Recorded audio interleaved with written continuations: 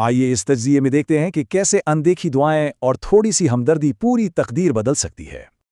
یہ گہرا سوال ہی آج کے اس واقعے کا مرکز ہے، جہاں شدید مایوسی اچانک ایک معجزے میں بدل گئی۔ تو شروعات ہوتی ہے ایک ایسے نوجوان سے جو انتہائی غصے اور جھنجھلاہٹ میں اپنا گھر چھوڑ کر نکلتا ہے۔ راستے میں اس کا یہ غصہ سڑک کنارے بیٹھے ایک بے بس اور بیمار بزرگ کو دیکھ کر رک جاتا ہے۔ وہ کمزور بزرگ اس غصے میں بھرے نوجوان سے ہسپتال پہنچانے کی ایک نہایت درد بھری التجا کرتے ہیں۔ ہچکچاہٹ کے باوجود ماں کی پرانی نصیحت یاد آنے پر وہ فوراً ان کی مدد کا فیصلہ کر لیتا ہے۔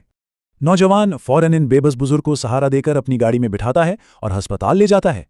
ہسپتال پہنچتے ہی ڈاکٹر فوراً ان بیمار بزرگ کو خان صاحب کے نام سے پہچان کر علاج شروع کر دیتا ہے۔ علاج کے بعد شکرگزار خان صاحب بتاتے ہیں کہ اس بروقت مدد کے باعث ہی ان کی جان بچی ہے۔ اب کہانی کا اصل موڑ آتا ہے۔ یہ بے بس نظر آنے والے بزرگ دراصل ایک انتہائی کامیاب تاجر نکلتے ہیں۔ نوجوان کی ایمانداری سے متاثر ہو کر وہ تاجر موقع پر ہی اسے ایک زبردست نوکری کی پیشکش کرتے ہیں۔